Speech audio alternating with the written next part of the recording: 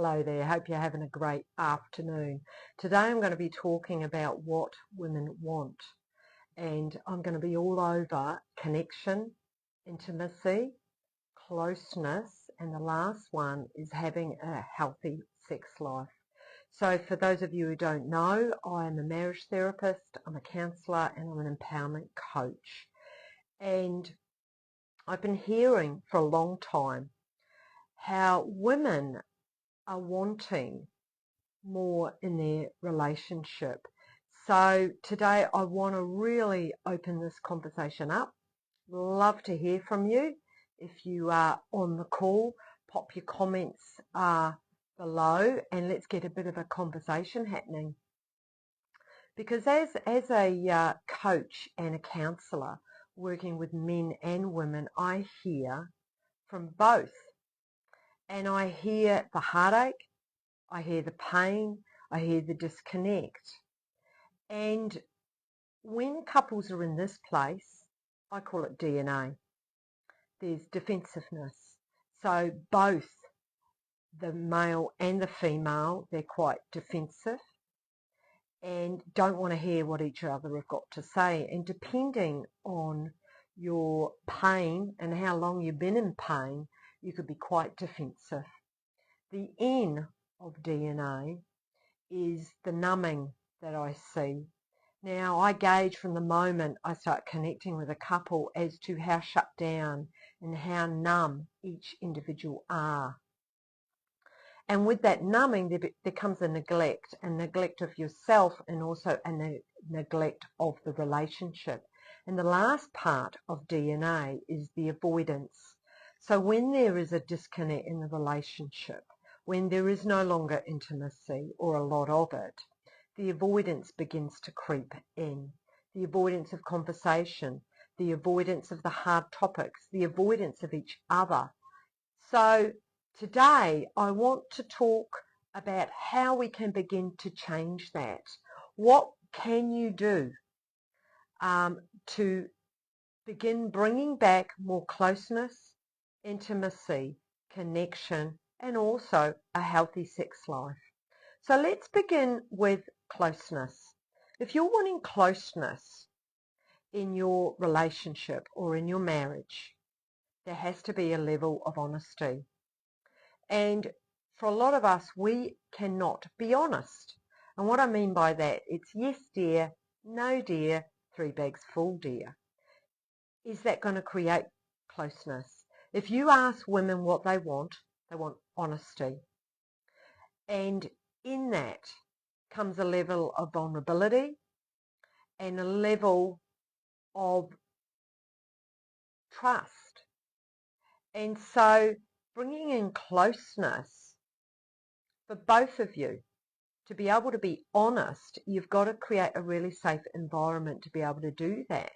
And if you're throwing mud at each other, are you going to be able to be honest? Are you going to be vulnerable? Are you going to be able to speak from deep inside your heart about what you truly feel? Or are you going to be sussing where your partner's at and sussing how much that you can share? You know, when I'm working with a couple, I'm constantly working with the energy. And I often hear women, they share with me, yeah, I want to be able to be honest, Helen, but I'm really nervous of my partner's reaction. And I get it. Men, you want to fix. You want to be able to put your fix-it hat on and fix whatever's not going right for your partner. However, sometimes she just wants you to hold the container, the space, and to listen. You don't have to fix it. So if you want to bring in closeness, you both have to start being honest. And if there has been a big interrupter to trust, get some support, either with me or with somebody else, but that isn't going to shift. You know, when I have couples in my room and I ask them, when did the relationship begin to break down? And they do talk about, okay, it was 3 years ago or it was 5 years ago. And I go, well, what was going on for you then? And the woman particularly can be really specific and bring up the details, because she hasn't healed it yet, so she doesn't fully trust her man. So how can you bring in closeness when there's been an interrupted to trust?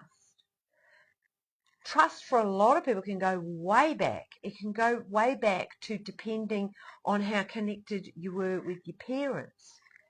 You know, for a very long time I didn't trust, and I certainly didn't trust the opposite sex. It was like, don't look at me, don't come near me, and definitely don't trust me.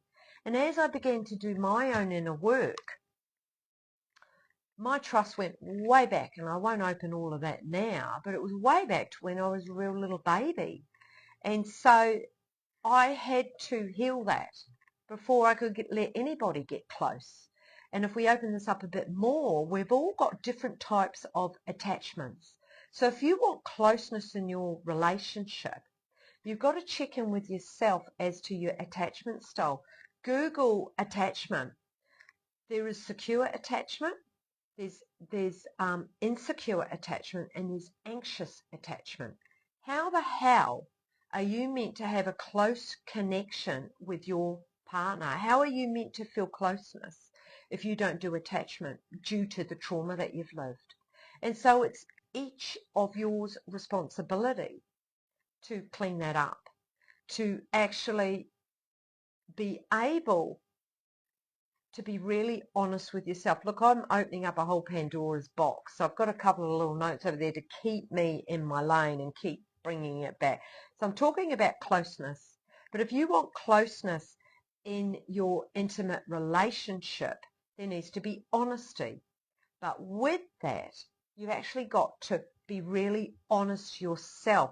I'm always going on about this.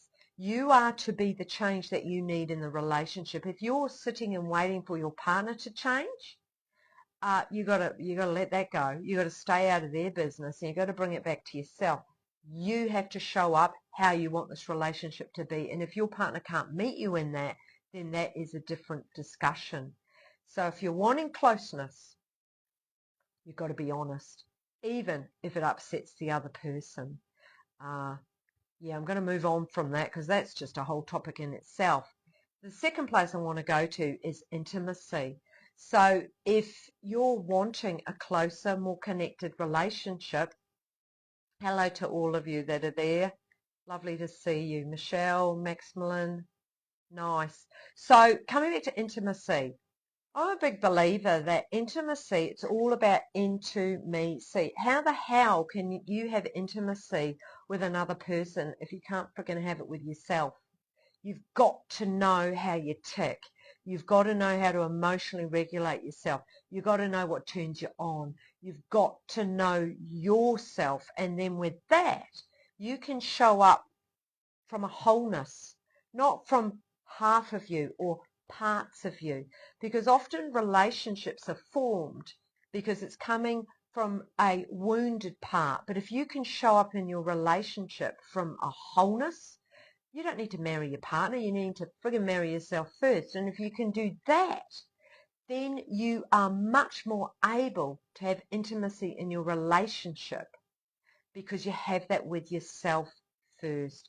You know what I see a lot, and I'm actually going to talk about this in next week's live, is losing your identity in your relationship. And that I see a lot. And what does that look like? There's a level of pain inside. You don't know who you are. You're trying to please your partner. And men, knowing what women want men who stand in their own sense of self. They're self-actualized. They stand in their own power. They're not pleasers. They're not fixers. They're not rescuing. They're not being parents. They are men who are coming from a strength and a sense of their own self. That's a turn on. That is attractive. That is what women want. And have a real honest conversation with your partner. And perhaps something that I bring into sessions is I encourage partners to begin talking into, and I see their faces light up, talk into when you first met, when you first fell in love, what attracted you to your partner, And often it's their own sense of self. Oh, he was really into fishing, and he was really good with his mum, and he would connect with his mum, and he was, you know, you're getting the story. But what begins to happen in a relationship, you begin to change, and what goes on? You begin to lose your identity. You begin to lose your sense of self. And that is so destructive to a relationship. I'm going to talk more into that next week. Third place I want to go to is coming back to knowing what women want, but knowing what you both want is connection. Now, I go on about this a lot. The quality of your connection is how you do conflict. How quickly as a couple are you able to emotionally regulate yourself and come back down to calm? And depending on how much trauma you've had is dependent on how much fight, flight and freeze you have.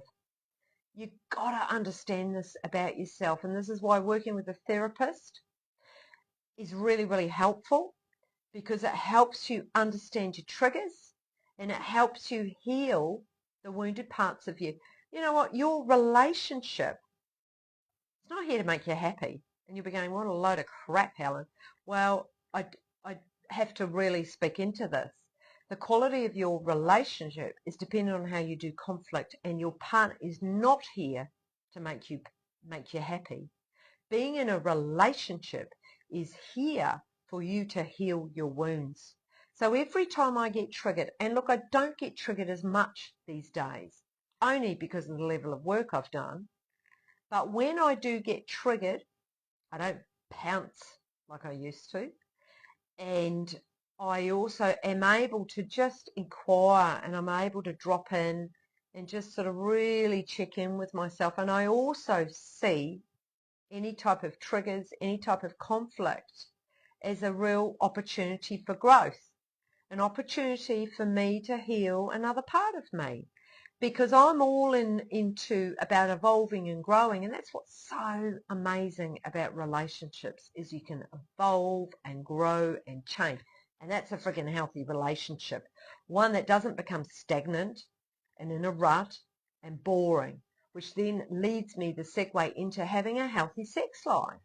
You have to have the energy behind it, and be able to be bold and be daring and be able to be vulnerable and to be able to talk into what you want, what you would like, and also be playful, be able to tease. This is what creates a healthy sex life, is the energy behind it. But if you do not have closeness, and if you don't have intimacy, and if you don't have connection, are you going to have a healthy sex life? No, you're not. Yes, it might be a bit of a bonk and you get your sexual needs met, but is it lovemaking? Is it what you really want? So what do women want? They want emotional connection. They want closeness. They want intimacy. It's an energy. And look, I get it. For men, a lot of you can be quite logical. I get that. But I bet you that when you are connected energetically with your partner, there's no other place that you want to be. You are so present and you are so there. And so it's be able, you know, it's a living, breathing organism. It's not something that you just have. I'm not clear about where I'm going with this. It's an energy, okay? And it's an energy that changes and evolves. And particularly if you're with a woman, she can change with the weather, the moon, the tides, you know, where she is hormonal with her hormones, with her cycle. But isn't that what is so exciting, is how women change, and understanding that and being able to go with the rhythm of it and the energy of it. Anyway, I could rattle on about this all day. What I really want to just sort of laser in is come back. How can we bring in more closeness? How can we bring in more intimacy, and also individual intimacy? How can I do more connection and also that then leads into a healthy sex life.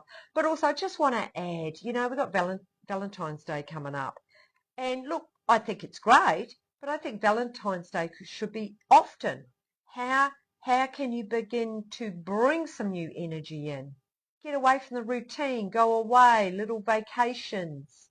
And it's learning all these different areas about yourself and having those conversations. I'm just looking down at these messages, so I'm going to look into these after this call. But I'd love to hear from you. Look, if you would like, I've got 6 ways to ignite a woman's passion. DM me, I'll send that to you. But anyway, like I say every week, the power of change is within you. And I will see you next week. See ya.